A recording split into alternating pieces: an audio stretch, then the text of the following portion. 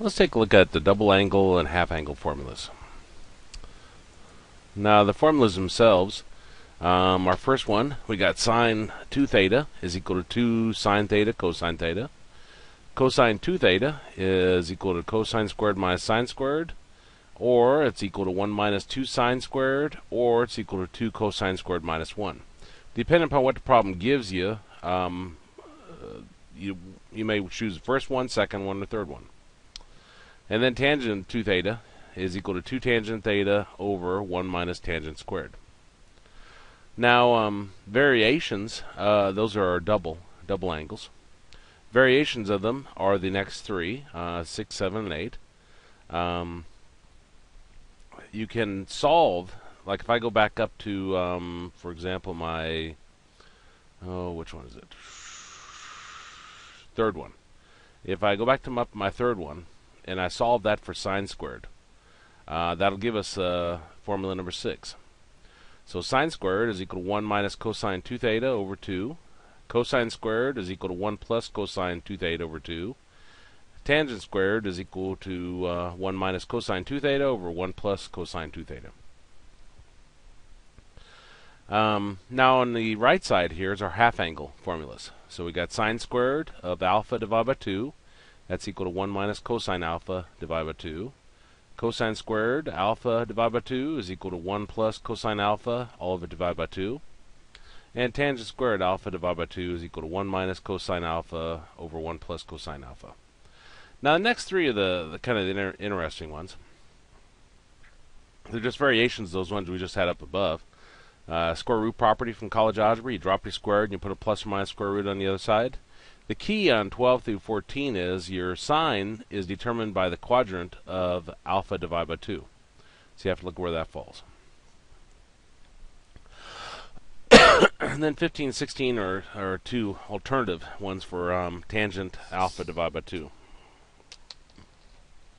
Grab a drink here.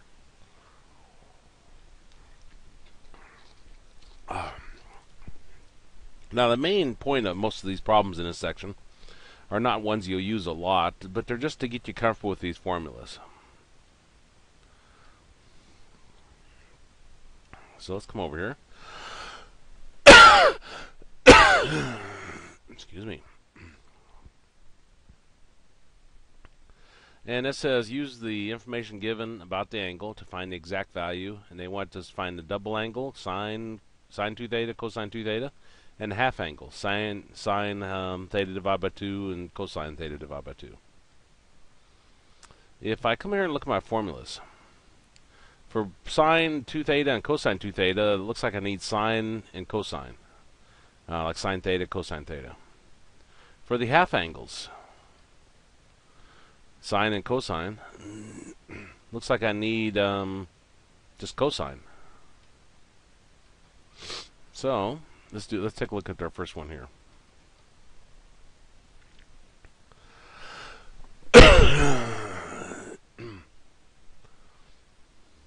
Still getting over my illness, so. But I do feel better today to where I can actually make videos.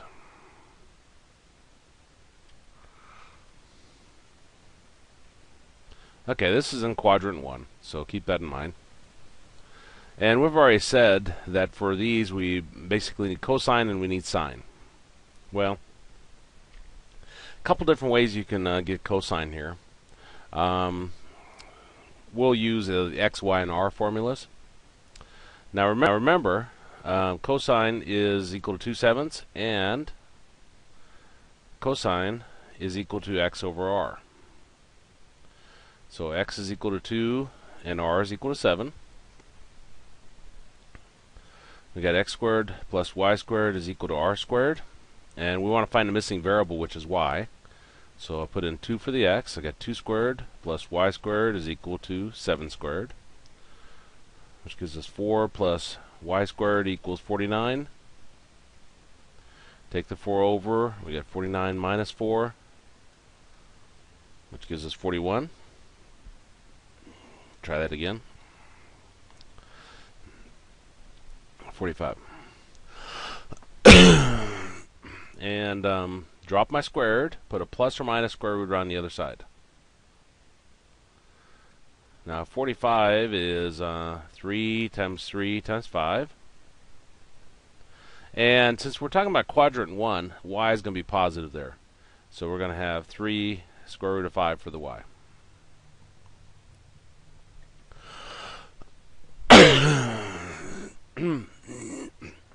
Okay. Now we have cosine theta, but we need sine theta. Well, sine theta is equal to y over r. So sine theta is equal to 3 square root of 5 over r, which was 7. So we got cosine theta is equal to 2/7, and sine theta is equal to 3 square root of 5 over 7. You could have also used sine squared plus cosine squared is equal to 1 and did it that way. So there's two different ways you could have got that. I like the x, y, and r because then when you get to the formulas where you need tangent, then it works out, just you don't have to use two different techniques. This will work on every one of them. Well, let's look at what they're wanting us to find. They're wanting us to find sine 2 theta. Well, that's equal to 2 sine theta cosine theta. I should have went to the formula. Sine 2 theta is equal to 2 sine theta cosine theta. So we write that down. And we just found out what sine theta and cosine theta were. So this is 2 times sine theta, which is 3 square root of 5 over 7, times cosine, which is 2/7. 2 times 2 is 4, times 3 is 12. So we got 12 square root of 5 over 49. And that's sine 2 theta. Second thing they want is cosine 2 theta.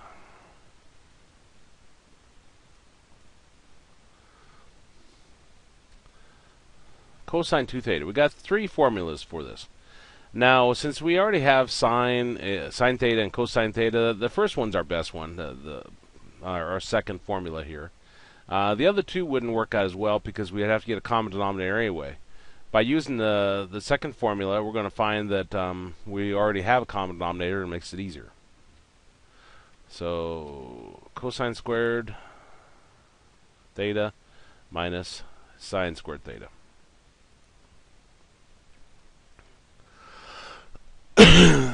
Well, cosine was 2/7, and sine was 3 square root of 5 over 7.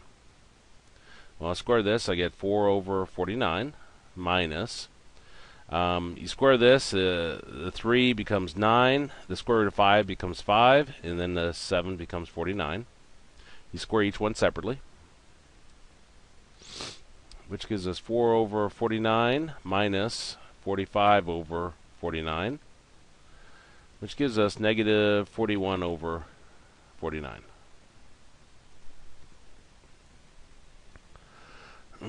Okay, so recall cosine theta is 2/7 and sine theta is 3 square root of 5 over 7. I just want to keep scrolling up on this. So let's find C. C says sine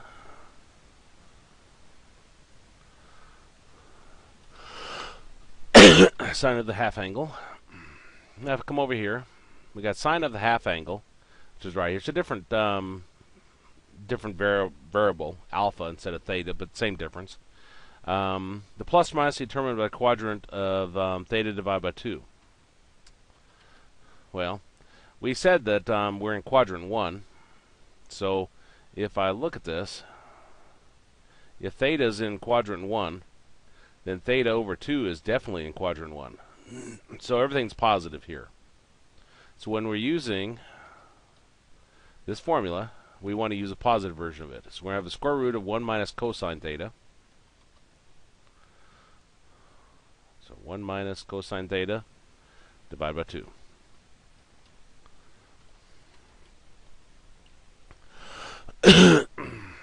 Now, you could have started out with this formula, but this one was already one step further.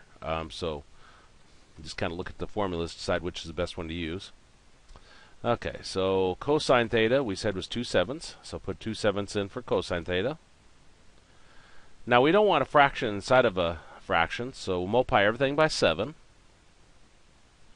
And we get 7 minus 7 times 1 is 7.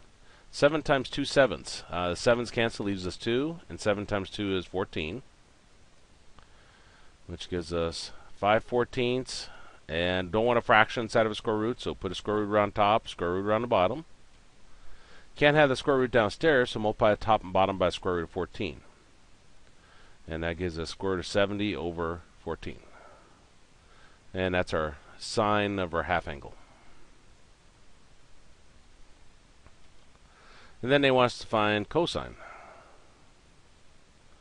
Well, the formula for that is pretty much exactly alike, except for there's a plus in there. I come over here to cosine. See how there's 1 plus cosine? And again, a plus or minus is, we're still talking about the first quadrant, so this would be the square root of 1 plus cosine theta over 2. And we just said that cosine theta was 2/7. And there we go. We don't want the fraction inside of a fraction. That's a complex fraction. So we'll multiply everything by 7.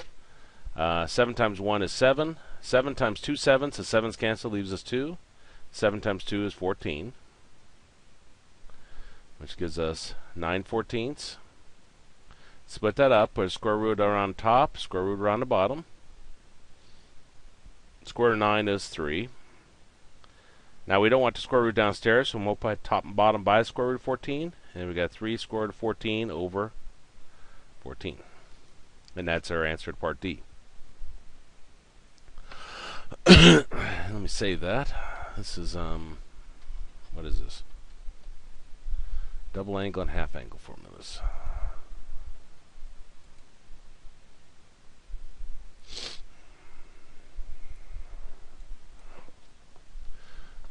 Trig, double, angle, and half angle formulas. 01.pdf. Okay, so let's look at our second problem.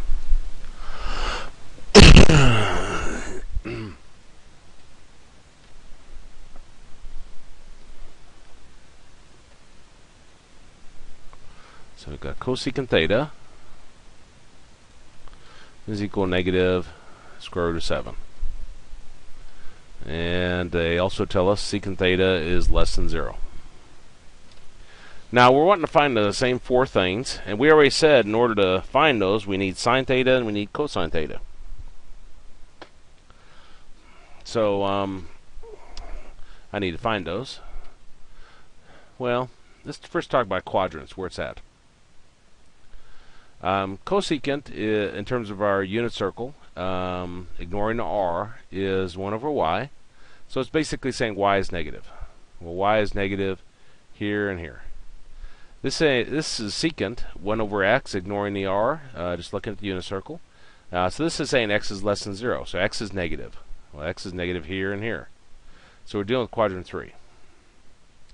Now in quadrant 3, x's and y's are negative. Okay, so let's take that and work this.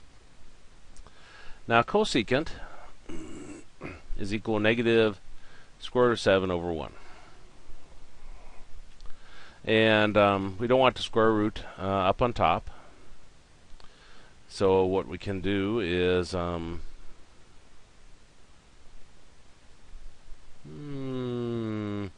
actually, I won't do it that way. I'll go strictly to sine.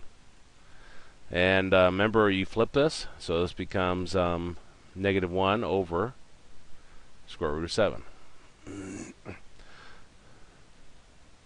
And now I'll get rid of the square root of 7 downstairs. So I'll multiply top and bottom by the square root of 7. And you got negative square root of 7 over 7. Now sine is y over r. And y is negative down here, so that's fine. And r. So y is equal to negative square root of 7, and r is equal to 7. As weird as it seems, if you had worked with this formula and said this was R, it would get you'd get all the same answers. So it doesn't matter that you have to get in this form or you can do this form. Let's find out what x is. So we got x squared plus y squared is equal to r squared. X squared plus negative square root of 7 squared is equal to 7 squared. Now negative squared becomes positive, and then the square root and the second power cancel each other out. So that's 7, and this is 49. So we got x squared is equal to 49 minus 7. X squared is equal to 42.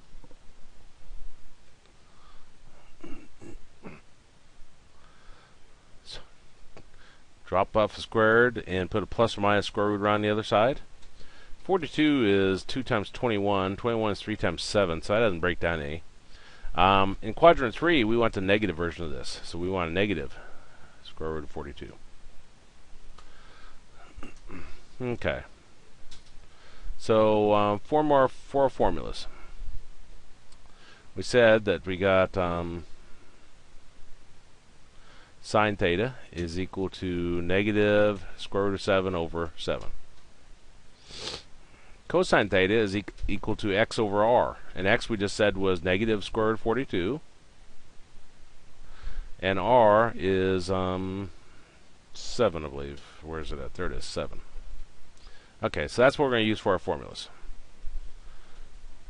Our first one we want to find is sine of 2 theta, which is equal to 2 sine theta cosine theta. Well, sine theta is equal to negative square root of 7 over 7.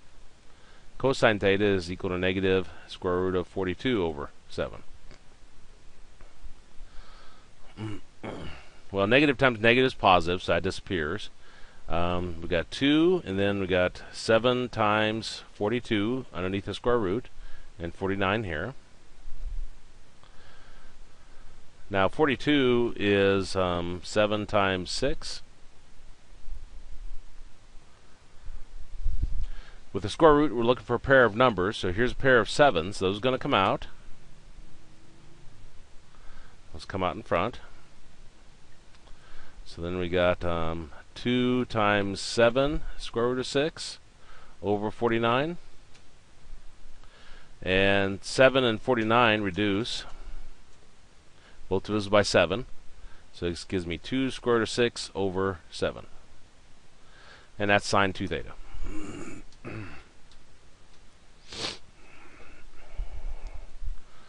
Okay, our second one was cosine of 2 theta. And remember last time we used cosine squared minus sine squared.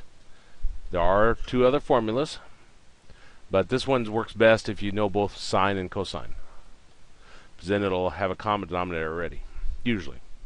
Shouldn't say all the time. Okay, I wonder if I could say all the time. I don't know about that. Okay, so cosine was this up here, negative square root of 42 over 7 squared, minus sine, which is negative square root of 7 over 7 squared. Well, negative squared is positive, so that drops away. The square root cancels the second power, so we've got 42 over 49 minus, and here the negative drops away, the square root of 7 cancels the second power, gives you 7 over 49. 42 minus 7 gives us 35 over 49. And those are both divisible by 7, so that gives us 5/7.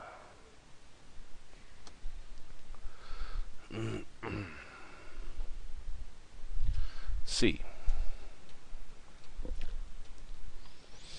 I think that was sine of theta over 2.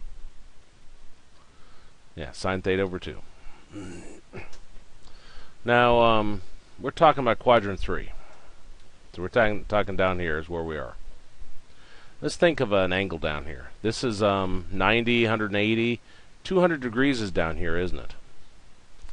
Let's think of, if that's theta, and that's just an example. It has nothing to do with the problem. I'm just picking any angle down here. If I take half of that's going to be 100 degrees. So 100 degrees would fall right here. So that means, and by picking one simple example, that'll work for all of them. So that means that theta over 2 is going to fall in quadrant 2. Because remember, our formula says the plus or minus is determined by the quadrant of theta over 2, or alpha over 2, whatever variable you have. Okay, so sine. Sine is our y, which is positive in that quadrant anyway, so it really doesn't matter. And formula-wise, what do we got? 1 minus cosine. So 1 minus cosine theta over 2. Well, cosine was this right here, the negative square root of 42 over 7. So we've got 1 minus negative square root of 42 over 7, all over 2. And while I'm at it, let me go ahead and start working D so I don't have to scroll up. Cosine, here's where theta over 2 is. Cosine here is negative, so we want the negative version of that. And then that'd be 1 plus cosine theta over 2. So we'll have a negative 1 plus negative square root of 42 over 7 squared. Let me scratch my eye. Okay. Well, let's continue working this problem now. Of course, I don't, the negative becomes a plus. Let's get rid of that first. So that's 1 plus square root of 42 over 7, all over 2. We don't want the fraction inside of a fraction, so we can multiply everything by 7. 7 times 1 is 7. 7 times this fraction, the 7's cancel, and we got square root of 42. 7 times 2 is 14. Split this up, put a square root around top, and square root around the bottom. And we don't want a square root downstairs, so multiply top and bottom by the square root of 14. So this is 14 times 7 plus square root of 42 over 14. And I'm not going to simplify it any beyond that. Now this one, you notice here how they're the same, except for the sign. So this is going to be the same all the way down here. Except for here, the negative becomes positive. Negative becomes a negative. So this is going to be, once we get down there, negative is out in front. That goes without saying. But we're going to have this down to here with a minus. So I'm going to have 14 times 7 minus square root of 42 all over, oops, made that too big, didn't I? Try that again. All over 14. And if you were to go through on this, you'd see that, you know, all the steps, it gives you that. Let me save this.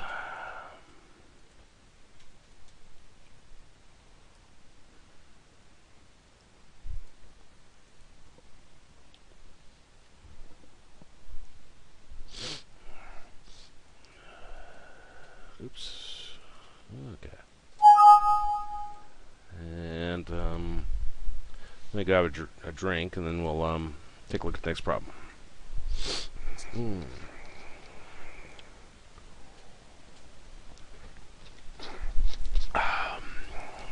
Okay. Now it says use the half-angle formulas to find the exact value of the expression. And again, I can't think of any place in calculus where I've had to find the exact value of cosine of 67.5, for example. It's mainly just to get used to the formulas, so you know how to work with them, how to rewrite items with them, and so forth. Okay.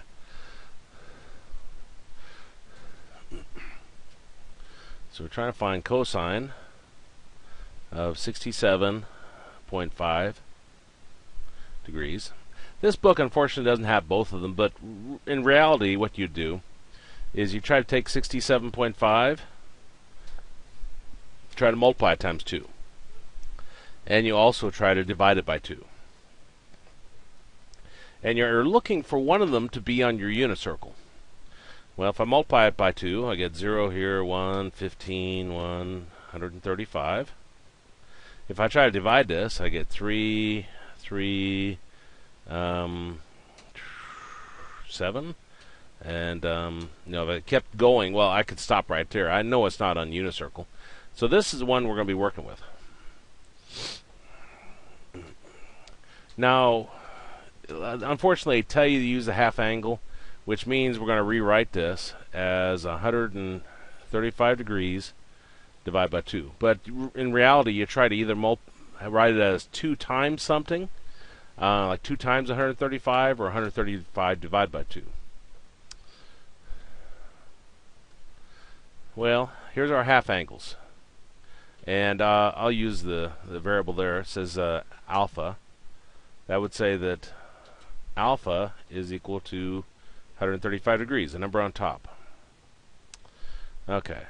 The formula is pretty straightforward, but the plus or minus, let's talk about that. Okay, it's determined by the quadrant of theta or alpha divided by 2. Well, this right here is alpha divided by 2, 67.5. That's the first quadrant, isn't it? So it's positive. So we're going to have the square root of 1, was it plus or minus? I can never remember. Plus 1 plus cosine alpha divided by 2. So this becomes 1 plus cosine of 135 degrees divided by 2. So that's what we identified alpha was. And this is one of those pi over 4 marks. I'm not very good at degrees, but cosine here is equal to a negative square root of 2 over 2. If I look at my unit circle. Now, we don't want a fraction inside of a fraction, so we'll multiply everything by 2 to get rid of this fraction. So 2 times 1 gives us 2, minus 2 times this, the 2's cancel, leaves us square root of 2. And 2 times 2 down in our denominator gives us 4. Now, we don't want a fraction inside of a radical, so we split it up, put a square root around the top, and put a square root around the bottom. And square root of 4 gives us 2. So that'd be our answer.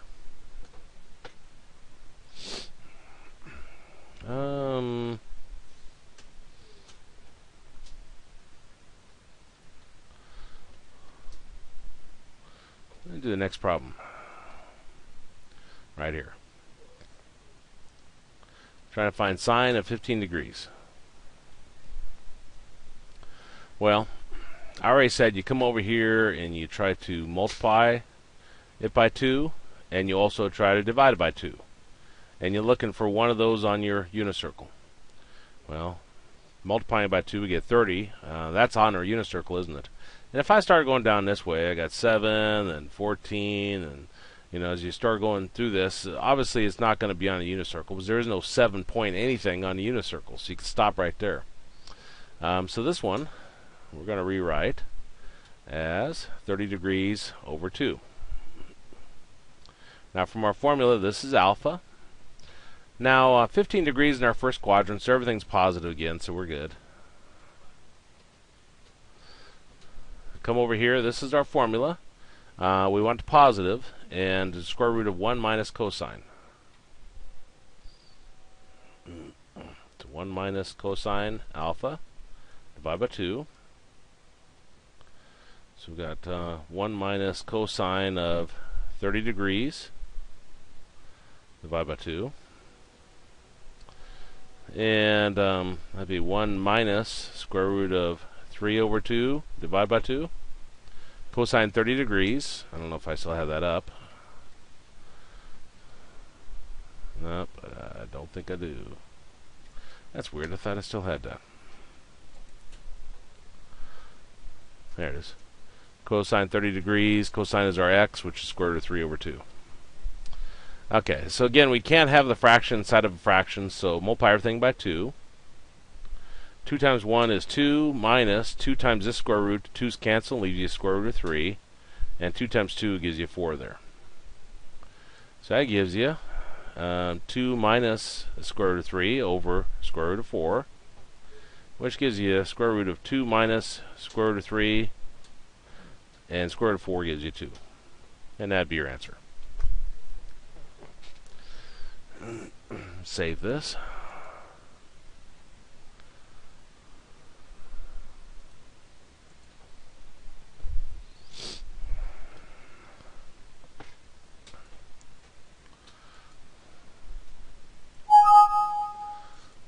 And take a look at this next one just a second. Let me grab another drink.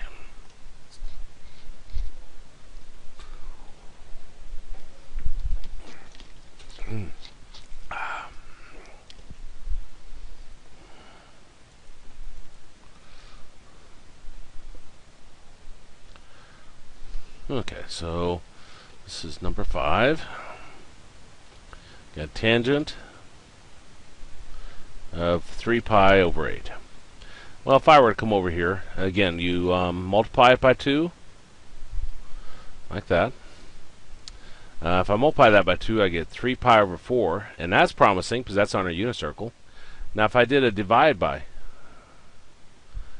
2, that would give us 3 pi over 8 times, and this is like 2 over 1, so this would be like times that, which would give us 3 pi over 16, which isn't on a unit circle. So our only possibility is this right here. Now, this book, again, all it does is a half angle, but some of them will have you write it in terms of the double angle, where you have 2 times something. Okay, so we're going to rewrite this as tangent 3 pi over 4 over 2. Half angle. Now, you can think of this, you got a single fraction up here. You can take that denominator, the 4, put it down with this denominator, and multiply them together to get back to your original. Now this would mean that our top part here is alpha, 3 pi over 4. And let's go look at our formula.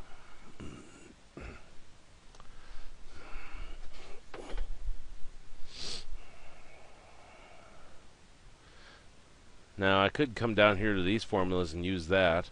I'd be tempted. I'm trying to remember what I did in class.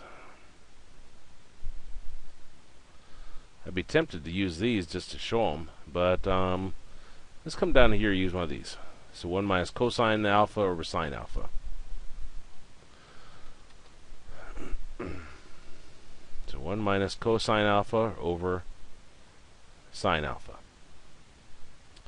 Well, this becomes 1 minus cosine of 3 pi over 4 over sine 3 pi over 4. Cosine 3 pi over 4 is negative square root of 2 over 2.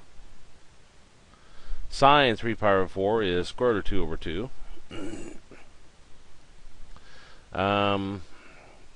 I can get rid of the fraction within the fraction by multiplying everything by 2, and this negative negative here becomes positive. Well, 2 times 1 is 2. Plus, and I multiply this fraction by 2, and the denominator disappears and just left square root of 2. And I multiply this by 2, and we got square root of 2. Now multiply top and bottom by the square root of 2.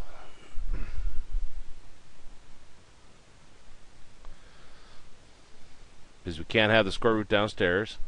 The easy way to get rid of it is just multiply it by that square root. So then we got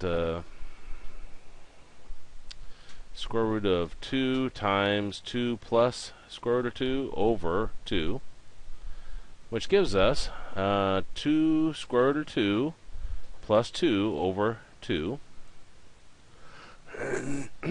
which reduces the, if you can divide this number, and this number by the same number, do so, and they're all divisible by 2. So that gives us 1 square root of 2 plus 1 over 1, which is square root of 2 plus 1.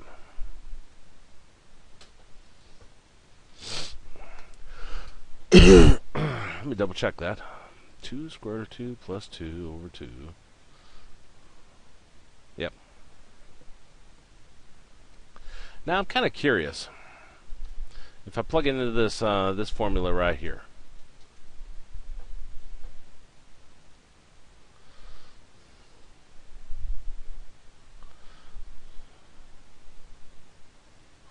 which is square root of 1 minus cosine, so 1 minus cosine alpha over 1 plus cosine alpha. We got 1 minus, and cosine of which is alpha, which is 3 pi over 4, give us negative square root of 2 over 2. Excuse me.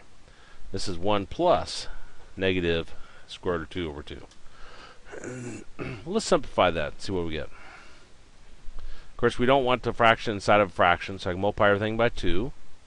So that gives us 2, and this minus minus becomes a plus. Square root of 2 over 2 plus 2 minus, sorry. 2 minus square root of 2.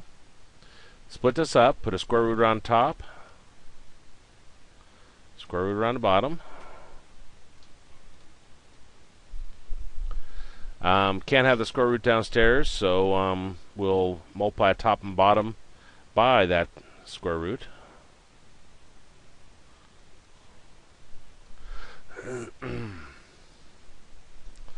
Up on top, multiply what's underneath the square roots, then their conjugates what's underneath them. So that's 2 times 2, which is 4, minus square root of 2 times square root of 2 is 2. And this down here, since these are the same, this gives us 2 minus square root of 2. So that gives us square root of 2 over 2 minus square root of 2. Multiply top and bottom by the conjugate of the bottom. 2 plus square root of 2 and 2 plus square root of 2. That gives us 2 square root of 2 plus 2. And bottom here, 2 times 2 is 4. Minus square root of 2 times square root of 2 is 2. So we've got 2 square root of 2 plus 2 over 2. Again, this and this and this, all divisible by 2. So that gives us 1 square root of 2 plus 1 over 1, or square root of 2 plus 1. Compare that against this right here. So again, you can use one formula or another in that case. They roughly look like the same number of steps, don't they? Even though these steps are a little harder down here. I think this is the way I did it in class, actually. It's just kind of the way it jumped out at me. But anyway, let me save that.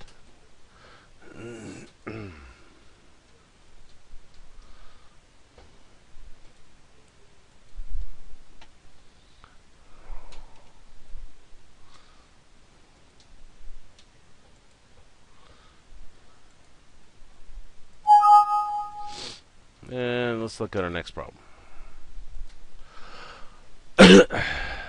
Establish each identity. Let's see, tangent x over 2 and sine squared of x over 2 is equal to cosecant minus cotangent minus 1/2 sine. Okay. Trying to remember the different attempts I tried on this in class. I don't remember if I left them in. I actually worked this one out somewhere. Piece of paper, but I've lost the paper. That's nice. Oh well. Make it more of a challenge. Try it again. Going to start with the left side here. Tangent. Okay, which one do I want to use? Let me write down the other one first. Sine squared. Okay, sine squared is 1 minus cosine over 2. So 1 minus cosine over 2. So this will be 1 minus cosine x over 2. And tangent. Definitely not the square root one here. I'm guessing this number 15. 1 minus cosine over sine.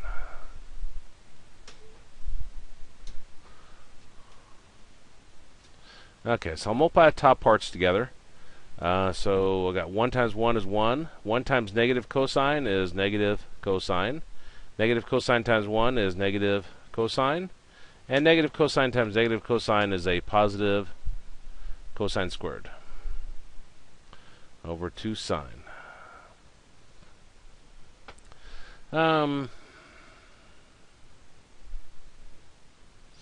Okay, let's combine together the top part. So we got 1 minus 2 cosine plus cosine squared over 2 sine. And then I'll put each one of these over my denominator. So I got 1 over 2 sine minus 2 cosine over 2 sine plus cosine squared over 2 sine. Well, this right here is 1/2 cosecant. 1/2 cosecant. This one, 2's cancel, and I got cosine over sine, which is cotangent. Now that one matches the middle, so that's good. We're done with that piece. And this one right here, I notice this is sine and this is cosecant, so I'm going to rewrite the cosine squared as 1 minus sine squared. So that's 1 minus sine squared over 2 sine. Okay, so we got 1/2 cosecant minus cotangent. And I'll split this into 2 separate fractions. So I got 1 over 2 sine x minus sine squared over 2 sine. So that gives us 1/2 cosecant x minus cotangent x. And 1 over sine is cosecant, so this gives us 1/2 cosecant. And that works out good because 1/2 cosecant plus 1/2 cosecant gives us cosecant here. Minus sine squared over sine. One of those sines cancels, so we got minus 1/2 sine. Combine these together, and we got our cosecant x minus cotangent x minus 1/2 sine x, which is our other side.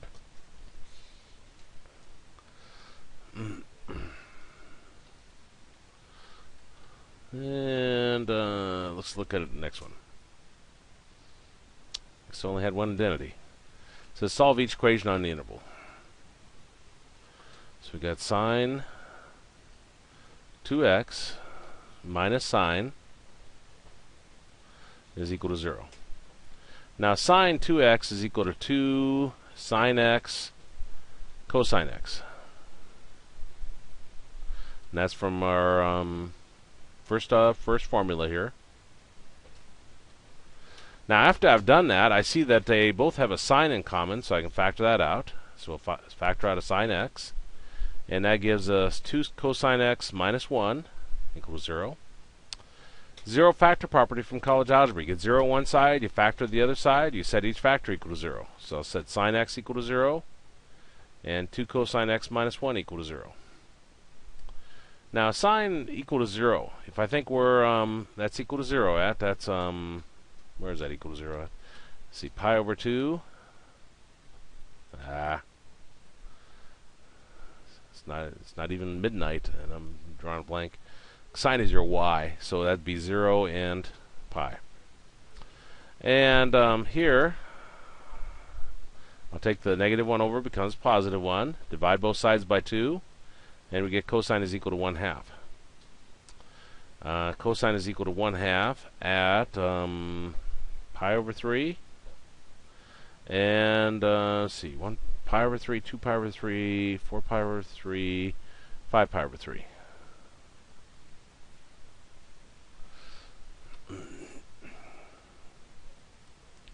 Double check that.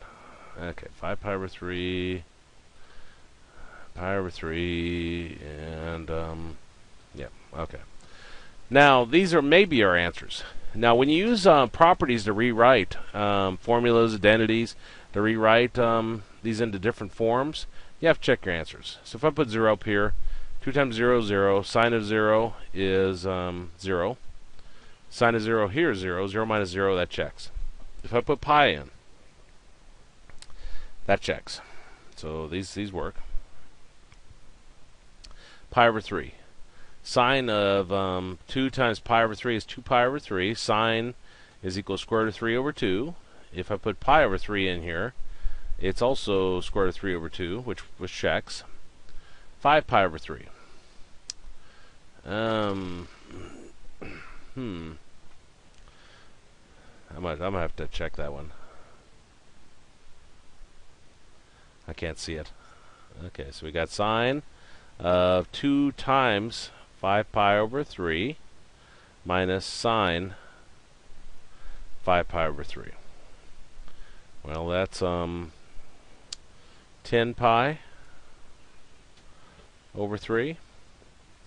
And sine of 5 pi over 3 is equal to negative square root of 3 over 2. And this is like 3 1/3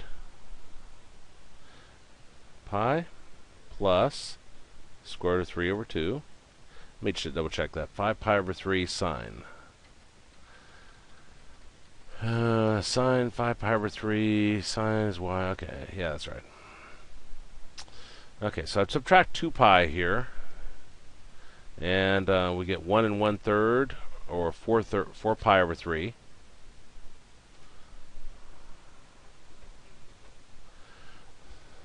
Okay.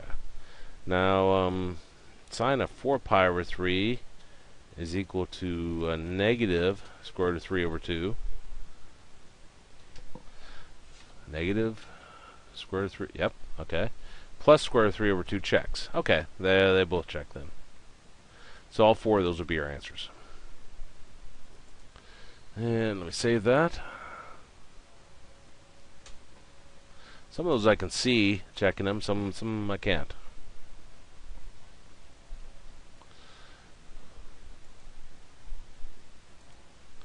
Mostly you'll find when you switch it pretty radically, like you just go from a secant to a cosine or something like that. That's where you really have to check it. But just as a general rule, I always tell people just check it if you do any kind of changes like that. Then you don't have to sit there and wonder, well, when there's the appropriate times when I do have to check it. Okay, 8. So we got tangent of 2x minus 2 cosine x equal to 0. Okay, so let's go look at our formulas. Well, if I can ever find it. Tangent 2x. We can rewrite it using the fifth formula. So 2 tangent x. So 2 tangent x over 1 minus tangent squared x minus 2 cosine x is equal to 0. Now, no matter where we're at, when solving an equation, we get rid of the fraction. So we're going to multiply everything by 1 minus tangent squared to get rid of the fraction.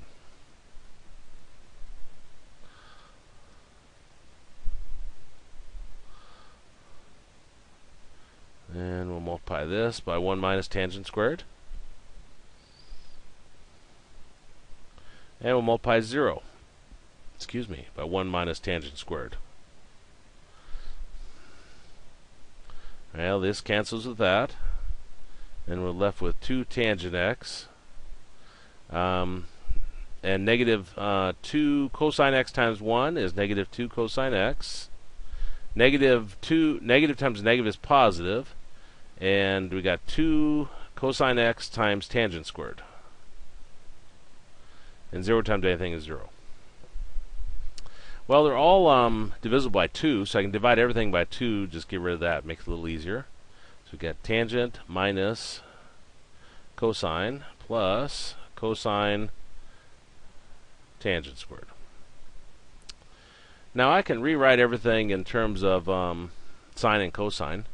So tangent I'll rewrite as sine over cosine minus cosine plus cosine times, and tangent squared would be sine squared over cosine squared.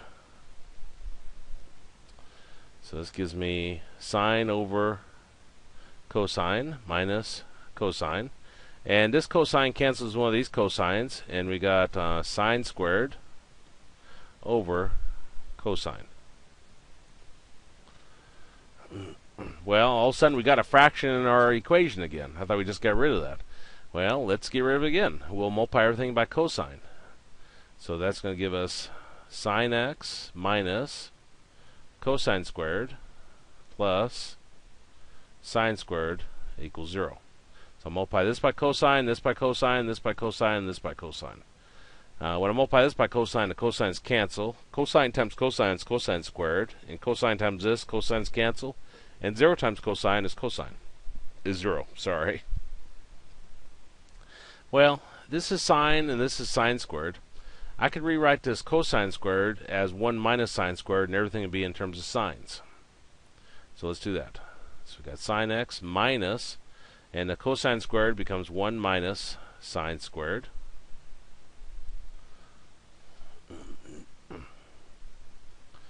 Plus sine squared. So we got sine, negative there flips the sign of everything inside, so it becomes negative 1 plus sine squared plus sine squared equals 0. So sine squared plus sine squared gives us 2 sine squared plus sine minus 1 equals 0.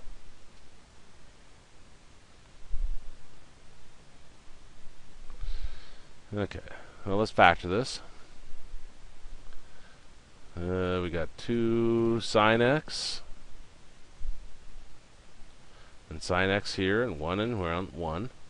And see, that'd be a plus, that'd be a minus. Let me double check that. Yeah. So now zero factor property from college algebra. You got 0 one side, you factored the other side, you set each factor equal to 0. So 2 sine x minus 1 equal to 0, and sine x plus 1 equal to 0. So here I'll take the negative 1 over, it becomes a positive 1. Divide both sides by 2. And here I'll take the 1 over, it becomes a negative 1. Okay. Now, sine is equal to 1/2. That's at, where's that at? Pi over 6. I'll go check these in a minute, but then 5 pi over 6. And where it's equal to negative 1 at is 3 pi over 2.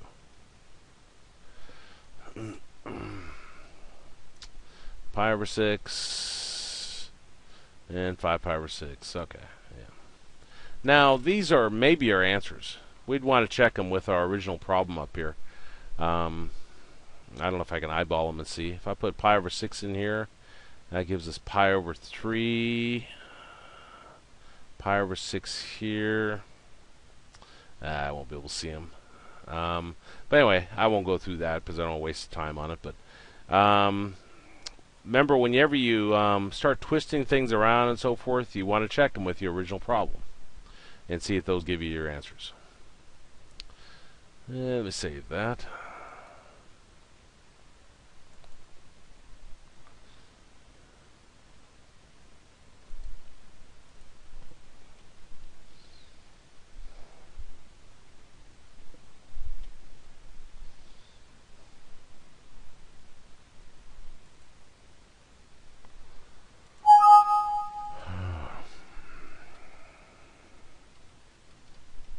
Yeah, let's look at our last problem.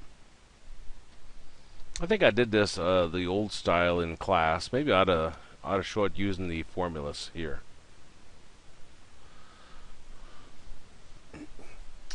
Well, we could rewrite this as sine of 2 times 2x.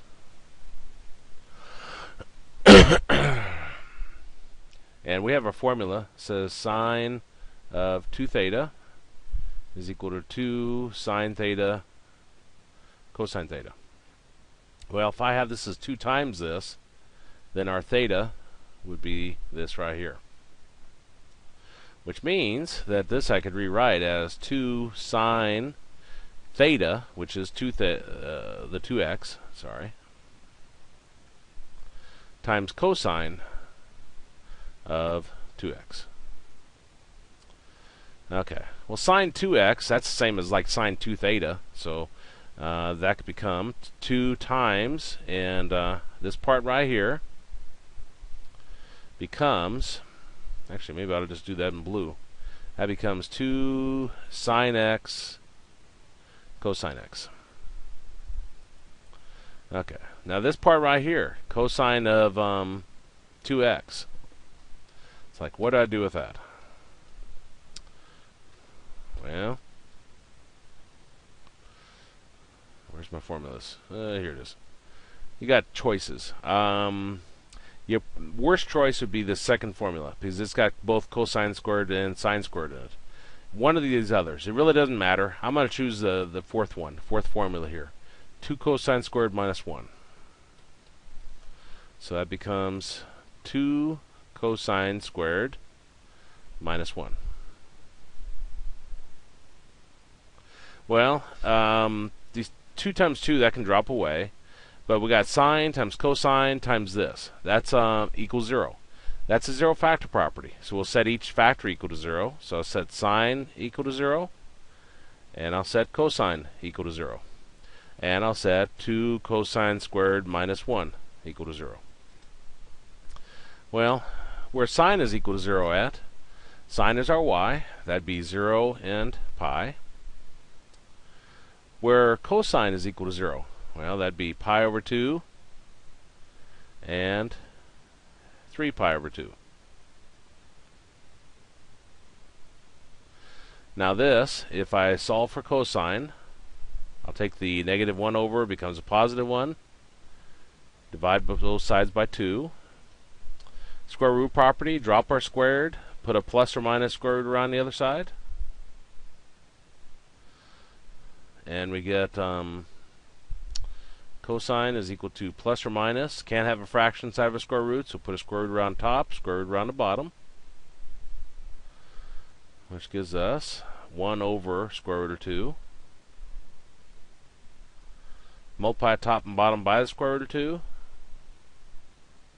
And we get that. And if I look at where cosine is equal to plus or minus square root of 2 over 2, this is the pi over 4 marks. So we'll have pi over 4, 3 pi over 4, 5 pi over 4, and 7 pi over 4. And those would be our 8 answers for that problem. So let's save that.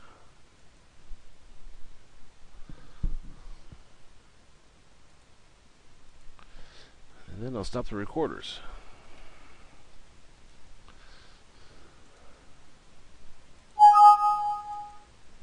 I think that's the last one. Yeah, it is. Okay.